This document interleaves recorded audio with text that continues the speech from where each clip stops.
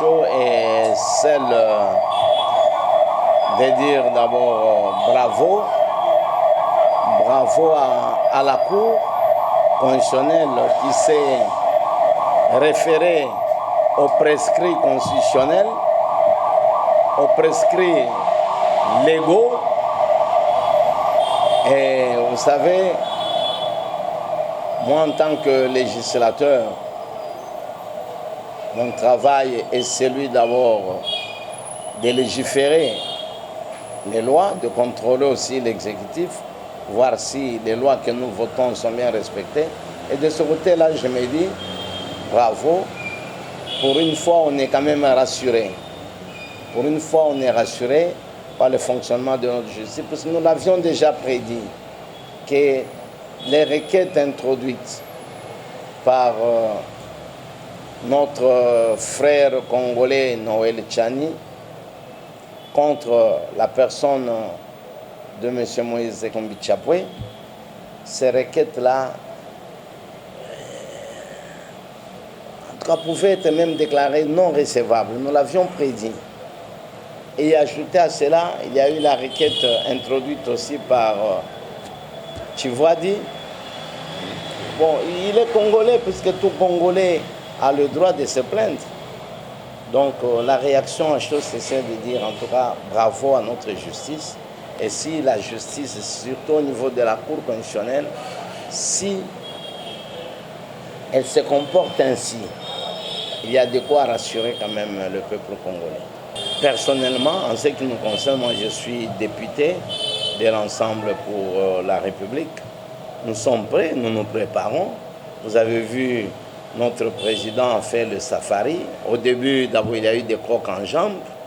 En fin de compte, nous ne savons pas qu'est-ce qui a fait changer encore les gens de comportement qui faisaient obstruction au déplacement de notre président dans les différentes provinces. Mais sinon, nous sommes sereins, nous sommes prêts à aller aux élections et nous sommes prêts. Katumbi remplit plusieurs conditions. Quand il fut gouverneur, c'était l'unité de mesure de tous les gouverneurs. Il a eu à réaliser des choses au-delà même des prévisions.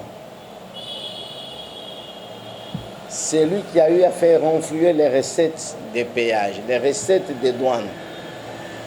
Et avec cette expérience-là qu'il a, cet esprit managérial fait que Katumbi puisse faire peur, parce qu'il suffit qu'il soit élu, il risque d'être réélu facilement pour la deuxième fois et il risque de faire pérenniser son système. C'est ce système-là que le Congolais est en train de rechercher. La stabilité d'abord sur le plan social. Quand il fut gouverneur dans le Katanga, je crois qu'il avait laissé la farine à un prix inférieur à 5 $. Aujourd'hui, aller dans le Katanga, aller vérifier le prix de la farine. La farine est à plus ou moins 20 $. Donc le prix a même quintuplé tout ça. Il a eu à faire certaines réalisations sur le plan infrastructurel. Moi qui suis de l'ICASI, j'ai vu le président Katumbi venir reconstruire, pas réflexionner, reconstruire les routes qui n'étaient plus praticables. Et il a construit, il a réflexionné plus ou moins 80 km de routes dans la ville de l'ICASI. À son actif, il a eu à faire relier l'ICASI à Kolwezi. Le véhicule faisait une semaine entre l'ICASI et Kolwezi. Maintenant, en moins de 2 heures du temps, vous pouvez parcourir l'ICASI Kolwezi.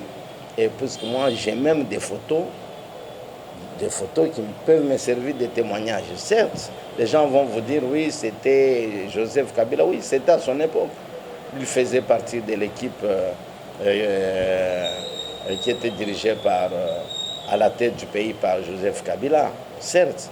Mais comment est-ce que ça n'a pas pu se concrétiser dans les autres provinces? C'est au vu de toutes ces réalisations-là que certaines personnes ont peur de Katumbi. Lui seul, un individu. Vous avez vu la fierté du football congolais. Hein, cette fierté dont nous parlons, elle passe par son équipe de Tout-Puissant Mazembe. Il a mis tous les moyens, il a valorisé les joueurs. Dans le temps, on parlait de transfert de joueurs. On pouvait transférer un joueur du Katanga à Kinshasa à $50. Maintenant, ce n'est plus le cas. C'est lui qui a eu à faire monter le niveau. Donc, il y a plusieurs références, plusieurs points, et c'est dans tous les domaines. Et ça fait qu'il remplit plusieurs critères, et ce sont ces critères-là qui font peur aux autres adversaires. Au départ, il n'était pas question qu'on ait un candidat de l'opposition, d'autant plus que les candidatures n'étaient pas encore validées. C'est maintenant que les candidatures sont validées, que l'opposition pourra essayer de mettre sur la même longueur d'onde. Et même si l'opposition ne parvenait pas à placer, à aligner une candidature unique, je crois que l'élection est trop facile pour le camp Katumbi. Elle est très facile. Puisque, à part les 2 provinces seulement, où nous pourrions avoir peut-être une moyenne peut-être de 30% de voix. Mais quant aux autres provinces, je ne vois aucune province qui va résister avec le passage de Katumbi. On peut commencer par la province orientale, on descend vers le sud, on survole Kinshasa, on part vers le Congo central. Je crois que le peuple a besoin de ces changements et le peuple pourra s'exprimer à travers les urnes. Et l'élection est simple, il est simple. Donc vous pouvez passer président, ne fût-ce qu'avec une voix de différence. Vous pouvez passer président de la République avec 5%. Vous pouvez passer président de la République avec 20%. Donc c'est le suffrage universel. Donc là, il n'y a pas à atteindre plus, à aller au-delà. Donc c'est en un seul tour. L'élection se passe en un seul tour. Donc c'est question que le peuple congolais puisse se décider. Si le peuple se décide de voter Katumbi, Katumbi va passer. Si le peuple se décide de voter Fayoulou, Fayoulou pourrait passer. Si le peuple se décide de voter Mukwege, tout ça. Mais en ce moment, moi je crois que l'étoile brillante, c'est Katumbi. Et voire même la majorité a fait elle-même la publicité de Katumbi. Pourquoi est-ce que les autres candidats n'étaient pas contrecarrés? Donc, l'Union sacrée a fait elle-même la publicité de Katumbi. Et c'est ce qui donne la force à Katumbi. Certes, il y a les gens qui sont venus nous rejoindre dans le camp de l'Ensemble pour la République pour être candidats. Il y a ceux-là qui avaient un pied dedans, un pied dehors. Il y a ceux-là qui se disaient que Katumbi n'allait pas postuler. Mais nous qui avions confiance, nous qui sommes députés intègres de l'Ensemble pour la République, nous étions en train de leur dire qu'il n'y a rien, c'est l'homme qui a peur, et que nous allions y arriver. Nous avions cette foi.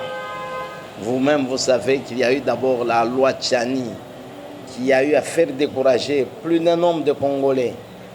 Mais en ce moment, je crois que le message que nous pouvons donner à ceux-là qui sont venus nous rejoindre, à certains députés aussi, collègues, qui avaient un peu de doute, qu'il est grand temps que nous puissions affûter les armes. Nous devons sérieusement affûter les armes, puisque nous avons aussi un travail à faire. Et quel est ce travail-là? C'est d'aller conscientiser la population qui est aussi plongée dans plusieurs mensonges. On le disait, non, Bokende pas à Katumbi, Katumbi ne sera pas aligné. Katumbi est là, Katumbi est aligné. La loi Tchani, on n'en parle plus. Raison pour laquelle vous avez vu Tchani aller chercher un peu d'autres griefs. Donc la loi Tchani, on peut dire bye bye, au revoir, parce qu'elle ne pourra plus refaire surface, parce qu'il y a le cas de jurisprudence. Donc les Congolais d'origine, ils ont le droit, nous l'avions soulevé, nous avions soutenu cet argument, et voilà, aujourd'hui, la Constitution vient de sortir victorieuse.